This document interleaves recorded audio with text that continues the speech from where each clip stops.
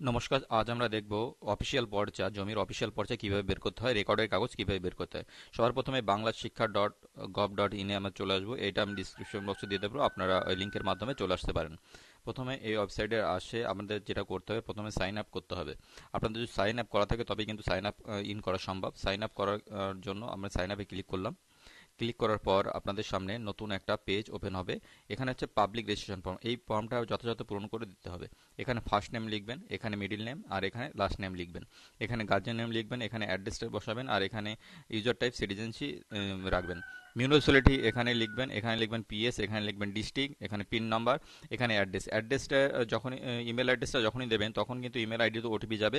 সেই ওটিপি কিন্তু আবার এখানে আপনাদের এন্ট্রি করতে হবে। ঠিক একইভাবে মোবাইল নাম্বারটা এখানে এন্ট্রি করবেন। মোবাইল নাম্বারটা যখন এন্ট্রি করবেন, মোবাইল নাম্বারে ওটিপি যাবে, সেই ওটিপিটাও কিন্তু আমাদের এখানে দিয়ে দিতে হবে। ওটিপিটা দেওয়ার পর আমাদের নিচে একটা পাসওয়ার্ড ক্রিয়েট করতে হবে। সেই পাসওয়ার্ডটি দিয়ে দেবেন। সেই পাসওয়ার্ডটি কিন্তু কনফার্ম পাসওয়ার্ডে আবার এখানে রিএন্টার করবেন, পুনরায় এখানে আবার এন্ট্রি করবেন, আর ক্যাপচারটা এখানে দেওয়ার পর এখানে সাবমিটে ক্লিক করবেন। সাবমিটে ক্লিক করার পর কিন্তু আপনাদের রেজিস্ট্রেশন প্রক্রিয়া সম্পন্ন হবে। ভিডিওটি সমস্তটাই দেখলে আপনাদের একদম ক্লিয়ার হয়ে যাবে কিভাবে অ্যাপ্লিকেশন করতে হবে। আপনাদের কাছে অনুরোধ থাকবে অ্যাপ্লিকেশনটি সম্পূর্ণভাবে দেখার। তো আমরা চলে এসেছি, এবার সাইন ইন ক্লিক করব। আমরা যেহেতু সাইন আপ করে ফেলেছি, সাইন ইন ক্লিক করার পর আমাদের ইউজার নেম দিতে হবে। ইউজার নেম আমরা যেটা মোবাইল নাম্বারটা দিয়েছিলাম সেটা দিতে হবে, আর পাসওয়ার্ড যেটা আমাদের নিজেদের ইচ্ছা মতো দিয়েছিলাম সেই পাসওয়ার্ডটা কিন্তু এখানে এন্ট্রি করতে হবে। এন্ট্রি করার পর নিচে যে ক্যাপচারটি আসছে সেই ক্যাপচারটি কিন্তু আমাদের ফিল আপ করে লগ ইনে ক্লিক করতে হবে। তো আমি লগ ইন করে নিয়েছি। লগ ইন করার পর এখানে অনেকগুলো অপশান ওপেন হবে। এখানে সমস্তটাই এবার কাজ করতে পারবেন, আপনি যে কোনো কাজ করতে পারবেন জমির। এখানে আমরা যেহেতু অরিজিনাল পর্চা বের করব, সিটিজেন সার্ভিসের যে অপশানটা আসবে আমরা সেখানে ক্লিক করব। আমরা অফিসিয়াল পর্চার জন্য আমরা সর্বপ্রথমে এখানে ক্লিক করব। এখানে ক্লিক করার পর বিভিন্ন রকম অপশান আপনাদের সামনে ওপেন হবে। অপশান হওয়ার পর আমরা সার্ভিস ডেলিভারি অপশানে ক্লিক করব। সার্ভিস ডেলিভারি অপশানে ক্লিক করে আমাদের সামনে নতুন একটা অপশান ওপেন হবে, আর রিকোয়েস্ট। আমরা এখানে ক্লিক করব। আপনি যদি দাগের তথ্য জানতে চান তাহলে আপনি এখানেই ক্লিক করতে পারেন, পোলাট ইনফো রিকোয়েস্টেও আপনি ক্লিক করতে পারেন। কিন্তু আমি আর রিকোয়েস্টে ক্লিক করব, যেহেতু খতিয়ান নম্বর দিয়ে আমরা বের করব জমির তথ্য, সেজন্য আমরা আর রিকোয়েস্টে ক্লিক করব। আরও রিকোয়েস্টে আমি ক্লিক করেছি। ক্লিক করার পর আপনাদের সামনে এরকম একটা পেজ ওপেন হবে। এই পেজটা কিন্তু এই ফর্মটা আপনাদের সঠিকভাবে পূরণ করে দিতে হবে। এখানে আমাদের ডিস্ট্রিক্ট নেম, আপনাদের যেখানে জমি সেখানকার ডিস্ট্রিক্টটা এখানে আপনি পূরণ করবেন। আবার সেখানকার ব্লক আর সেখানকার মৌজা, কোন মৌজার তে আবেদন করতে চাইছেন সেখানে দিতে হবে। এখানে আপনাদের খতিয়ান নম্বরটা দিয়ে দেবেন, আর এখানে ফার্স্ট নেম দিয়ে দেবেন। আর মানে রেজিস্ট্রেশন জমির রেকর্ড যার নামে আছে তার নামটা দিয়ে দেবেন। এখানে ফাদার নেম বা গার্জিয়ান নেম দিয়ে দেবেন। এখানে অ্যাড্রেস টাইপ করে দেবেন। নিচে ক্যাপচার ফিল করবেন, আর এখানে ক্যালকুলেট ফিতে ক্লিক করবেন। ক্যালকুলেট ফিতে ক্লিক করলে দেখিয়ে দেবে কত টাকা কাটবে। প্রত্যেকটা অ্যাপ্লিকেশন করার জন্য কিন্তু একটা নির্দিষ্ট পরিমাণ অ্যামাউন্ট কাটবে।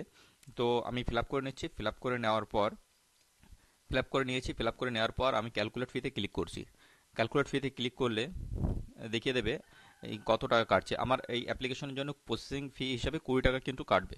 20 টাকা আমাদের কিন্তু প্রসেসিং ফি দিতে হবে। প্রত্যেকটা অ্যাপ্লিকেশনে করার জন্যই কিন্তু একটা অ্যামাউন্ট কাটে। নিচে দেখে আছেন পেমেন্ট কিসের মাধ্যমে আপনি পেমেন্ট করতে চাইছেন। এখানে নেট ব্যাঙ্কিং আছে, কাউন্টার পেমেন্ট আছে, ডেবিট কার্ড আছে, এসবিআই ইপে আছে। সব থেকে সুবিধাজনক পেমেন্ট হবে এসবিআই ইপে। এসবিআই ইপে করলে আপনি যে কোনো ইউপিআই এর মাধ্যমে পেমেন্টটা করতে পারবেন। আহ, সেহেতু আমার মনে হয় এসবিআই ইপে করা সব থেকে উচিত, ভালো। আপনি ডেবিট কার্ডের মাধ্যমে করতে পারেন, কাউন্টার পেমেন্ট করতে পারেন, বা নেট ব্যাঙ্কিংয়ের মাধ্যমে করতে পারেন।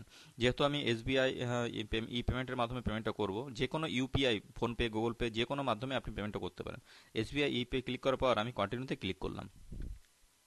কন্টিনিউতে ক্লিক করার পর আপনাদের সামনে ডিটেলস চলে আসবে। কোন অ্যাকাউন্ট থেকে কাটবে, কত পরিমাণ টাকা কাটবে, সেই অ্যাকাউন্টে কিন্তু চলে আসবে। নিচে আমরা কন্টিনিউতে ক্লিক করব। কন্টিনিউতে ক্লিক করার পর নতুন একটা পেজ ওপেন হবে। নিচে চলে আসবেন, ভেরিফাই করবেন। ভেরিফাই করার পর আপনি নেক্সটে ক্লিক করবেন। নেক্সটে ক্লিক করার পর আবার একটা নতুন পেজ ওপেন হবে। এখানে পেমেন্ট মোড এসবিআই ইপে করবেন, আর ব্যাংক নেম, ব্যাংকে যেটা আছে পেমেন্ট থ্রো, পেমেন্ট গেটওয়ে ব্যাংকে ক্লিক করে এখানে নেক্সটে ক্লিক করবেন। নেক্সটে ক্লিক করার পর আবারও নিচে চলে আসবেন। এখানে নিচে পে নাওতে ক্লিক করবেন। পে নাওতে ক্লিক করার পর নতুন একটা পেজ ওপেন হবে। আপনারা কিসের মাধ্যমে পেমেন্টটা করতে চাইছেন। আমরা সব থেকে সহজ ইউপিআই এর মাধ্যমে পেমেন্টটা করব। আমরা ইউপিআই কিউআর কোডে যাব। কিউআর কোডে ক্লিক করলে পে নাওতে ক্লিক করব। নিচে যে পে নাও লেখা আছে সে পে নাওতে আমরা ক্লিক করব। হ্যাঁ, পে নাওতে ক্লিক করেছি।